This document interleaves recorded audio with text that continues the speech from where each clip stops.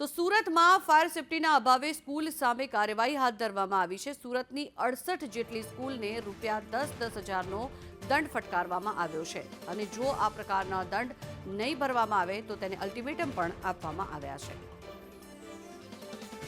વધુ માહિતી મેળવીએ, સંવાદદાતા આઝમ સાલે જોડાયા છે આપણી સાથે।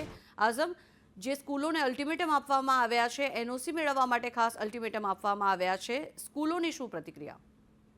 રાજકોટમાં ટીઆરપી ગેમ ઝોનમાં બનેલી આગની ઘટના બાદ રાજ્ય સરકારે સ્કૂલોમાં આગની ઘટના બનતી અટકાવવા માટે ફાયર એનઓસી ફરજિયાત કર્યું હતી। આ ફાયર એનઓસી ન હોય તો તાકીદે કરીને કાર્યવાહી કરવાની સૂચના આપવામાં આવી હતી, જેને ધ્યાનમાં રાખીને હવે ફાયર સેફટીના મુદ્દે લાડિયાવડી બદલ સુરતની એટલે કે સુરત શહેર અને ગ્રામ્યની 68 સ્કૂલોને ₹10,000નો દંડ ફટકારવામાં આવ્યો છે।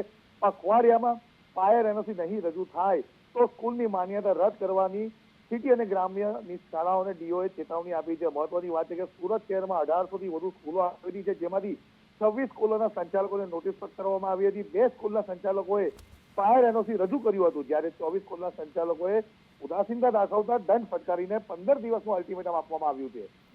જી, આભાર આઝમ સમગ્ર માહિતી બદલ।